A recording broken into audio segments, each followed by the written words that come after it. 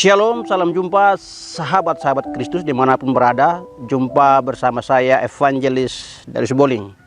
Kali ini saya akan membawa renungan tentang tahun baru yang terambil dalam Yesaya 41 ayat 10. Demikian firman Tuhan. Jangan takut sebab aku menyertai engkau, jangan bimbang sebab aku ini Allahmu. Aku akan meneguhkan bahkan akan menolong engkau. Aku akan memegang engkau dengan tangan kananku yang membawa kemenangan. Kitab Yesaya terbagi dalam 3 bagian. Yang pertama dari pasal 1 sampai pasal 39 adalah kitab Proto Yesaya. Artinya kitab yang ditulis sebelum Yehuda mengalami pembuangan ke Babelonia. Dari pasal 40 sampai pasal 55 adalah Deutero Yesaya, artinya kitab yang ditulis pada masa pembuangan di Babelonia. Sedangkan dari pasal 56 sampai pasal 66 adalah kitab Trito Yesaya, artinya kitab yang ditulis ketika umat Yehuda sudah pulang dari pembuangan. Nah, kita kembali dalam teks kita di dalam ayat 10 pasal 41, jangan takut sebab aku menyertai engkau. Konteks pada ini umat Yehuda ada di dalam pembuangan. Secara agama mereka kehilangan bait Allah, sehingga itu akan mempengaruhi pola ibadah mereka selama mereka jalankan sebelum terjadi pembuangan. Dan yang kedua, secara politik mereka ada di bawah pemerintahan Babilonia. Dan yang berikut, untuk kehidupan mereka sehari-hari, rakyat Yehuda yang ada di pembuangan mereka harus bekerja mencari upah untuk kehidupan sehari-hari mereka. Karena mereka sudah kehilangan lahan, kehilangan rumah. Sehingga karena itu dalam tekanan hidup ini, dalam pergumulan hidup ini, datanglah firman Tuhan melalui Nabi Yesaya untuk menguatkan iman mereka bahwa jangan takut. Kata takut yang digunakan di sini adalah kata yare. Yare artinya apa? Ketakutan yang sampai pada kegemetaran. Jangan sampai umat Yahudi ini, bangsa Yehuda ini mengalami ketakutan sampai gemetar karena menghadapi tantangan persoalan hidup. Sebab Tuhan berkata apa? Aku akan menyertai engkau. Sahabat-sahabat Kristus, ketika Tuhan bersama kita, Tuhan menyertai kita, maka kita mampu berdiri di hadapan siapapun dan menghadapi apapun. Dan Tuhan meyakini mereka bahwa mereka tidak sendirian. Umat Yehuda berada di pembuangan oleh atas kesalahan para raja Yehuda.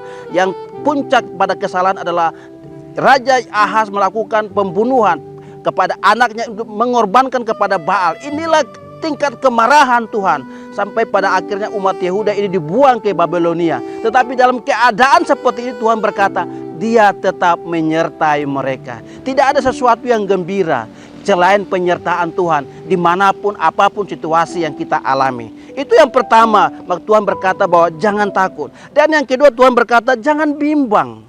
Kata bimbang di sini digunakan adalah apa? Kata sa'a. Sa'a artinya apa? Tidak boleh surut imanmu. Jangan sampai engkau kecewa dengan Tuhan. Orang-orang Yehuda dibuang dalam pembuangan, tentu mereka akan mengalami kekecewaan kepada Tuhan. Seolah-olah Tuhan meninggalkan mereka, Tuhan mencampakkan mereka. Sehingga Tuhan bilang apa? Jangan bimbang, aku tidak meninggalkan engkau. Karena itu engkau jangan kecewa, engkau jangan bimbang. Sebab apa? Tuhan berkata apa? Aku akan meneguhkan. Meneguhkan artinya menguatkan apa yang menjadi janji Tuhan. Tuhan berjanji dalam Yeremia 25 ayat 11 dan 12 bahwa 70 tahun kemudian umat ini akan kembali kepada negara daerahnya sendiri di bawah pemerintahan Raja Kores. Di dalam kitab Esra pasal 1 di situ disampaikan bahwa Kores dipanggil oleh Tuhan untuk membawa umat Yehuda ini kembali kepada negara mereka sendiri. Karena Tuhan berkata apa? Aku akan meneguhkan janjinya. Dia akan memegang dengan tangan kanannya. Seolah-olah Tuhan itu punya tangan kiri dan tangan kanan. Tapi tangan kanan dimaksud di sini ada kekuatan. Dengan kekuatan Tuhan, Tuhan akan menyertai, Tuhan akan meneguhkan janjinya. Sahabat-sahabat Kristus, kita akan memasuki tahun baru, tahun yang penuh misterius, tahun yang penuh pergumulan. Ada banyak memprediksi bahwa saya baru saja membaca liputan 6 bahwa ada seorang wanita yang meramal bahwa namanya Baba Vango di orang Bulgaria meramal bahwa tahun 2025 kemungkinan akan cetus perang dunia ketiga dan akan ada sebuah kehidupan manusia yang tidak lazim akan terhubung dengan dunia luar. Ini akan sangat, kita melihat kehidupan zaman sekarang, munculnya teknologi, ada telepati yang menghubungkan manusia dengan dunia luar, dan juga ada gejolak-gejolak yang muncul, peperangan yang terjadi di mana-mana. Ini mungkin saja terjadi. Kenapa orang percaya ramalan ini? Karena orang ini pernah meramal munculnya ISIS. Dia pernah meramal munculnya terjadi di Amerika Serikat, menara yang runtuh karena serangan pesawat pada 11 November 2021. Itu terjadi sehingga banyak orang berpikir bahwa akan terjadi. Pakar ekonomi memprediksikan bahwa akan ada pertumbuhan ekonomi 5%. Tetapi juga ada pengangguran, ada krisis ekonomi yang akan terjadi. Tapi saya mau katakan bahwa firman Tuhan berkata bahwa jangan takut. Tuhan menyertai kita. Tuhan bersama kita. Di dalam Matius 10 ayat 28 Yesus berkata, jangan takut kepada mereka yang membinasakan tubuhmu, tapi takutlah Dia yang bukan saja membinasakan tubuhmu, tapi juga membinasakan jiwamu, dan juga melemparkan jiwamu ke dalam neraka. Di dalam Matius 28 ayat 19 sampai 20, di situ dikatakan apa?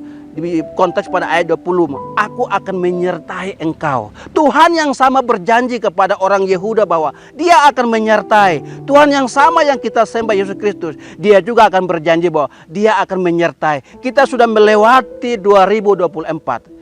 Sebagaimana Tuhan menyertai kita 2024, Dia Tuhan yang sama akan menyertai kita 2025. Dalam satu tahun ada 365 hari.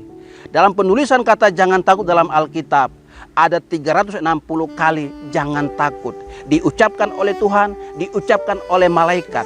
Itu menandakan bahwa setiap hari Tuhan berkata kepada umatnya, jangan takut, sebab Dia akan menyertai kita.